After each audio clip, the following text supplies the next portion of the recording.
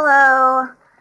So here I am going to make a video and tell you guys about my birth experience with my little guy. For those of you who are not following regularly, this was my 6th baby, my 5th little boy, and probably my last.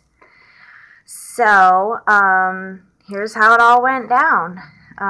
He's taking a nap right now, so I figured it would be a good time to make a video.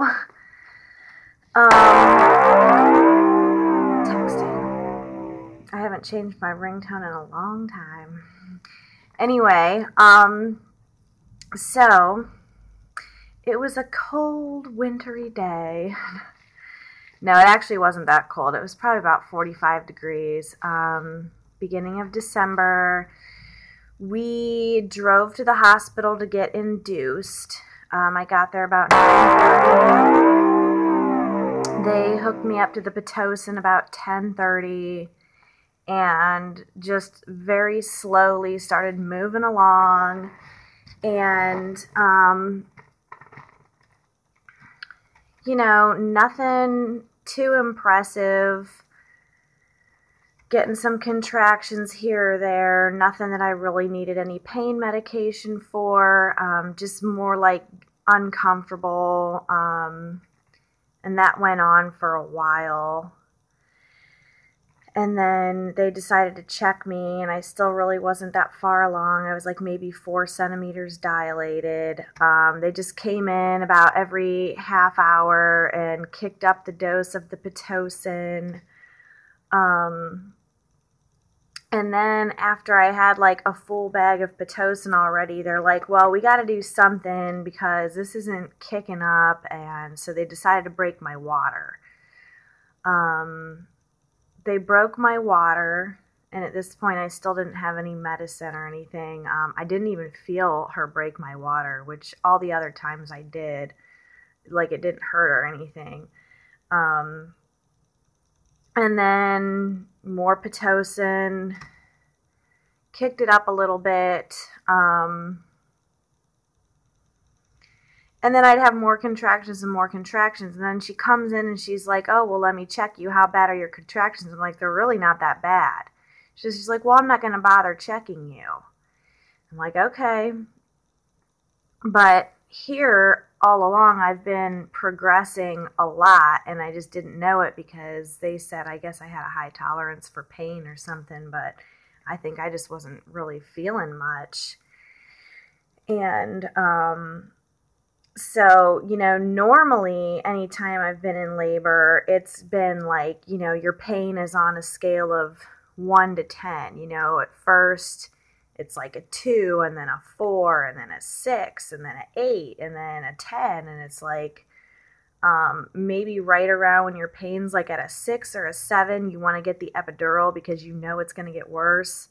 Well, this time it was like they checked me and I was like 8 or 9, and they're like, oh, well, you're not even hardly feeling this, or like, you have such a high tolerance for pain. And then all of a sudden, out of nowhere, the pain went from like a 4 to like a 10. And I'm like, oh, fuck. I'm like screaming. Contractions are coming like every minute. It was just the most, I mean, you know, any women who've been through it, you know, there's just no pain. Like, there's just no describing how bad it hurts. So I'm like begging for the epidural at this point, which is probably actually too late to even get it. But I'm like, no, fucking give it to me now. And so basically, they have me sit up. The anesthesiologist comes in. I'm sitting up. I feel like I'm sitting on my baby's head, and I probably was. Basically, they give me the epidural, and then as soon as I'm done getting the epidural, they lay me back, and they're like, oh, get the doctors in here now, because there's the baby, like, right coming out. And they're like, wait, don't push. He's right there. And then they get the doctor, hurry up, runs in here. The doctor's getting dressed. And then they're like, okay, push. And basically 2 pushes and he was out. He came out so fast that he was blue and purple. And I was like, oh my God, is he okay? You know, they put him on my chest. And, I mean, he was just so cute, but I'm like, oh my God, is he all right? He was blue. And later they actually said the reason for that was because he came out so fast, that like it was actually a bruise. Like his whole face was just nothing but a purple bruise. So it wasn't like the blood or anything. It was like literally a bruise. And I'm like, oh my God, the poor baby. 'Cause I remember my daughter, she had a bruise just right here from the way she was like pushing down on my bone the whole time. But yeah, this poor guy, he had a purple face, blue lips. I mean, I've never seen anything like it. So, but he's okay. He was fine. 9 pounds, 6 ounces, 22 inches long.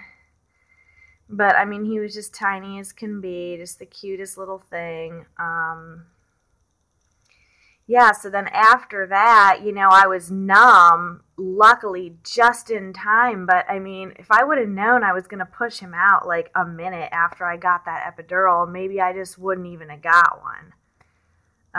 So they should have actually checked me and been like, your baby's right here. Let's just push him out. Instead of making me basically sit on his head for the epidural. You know what I'm saying? And I really think hospitals are going downhill in their care. And just every time I've gone in, I feel like I've gotten like worse and worse care, you know, less and less. Like they're cutting corners and they're not being attentive. So I think it's probably best that this is like, you know, my last baby.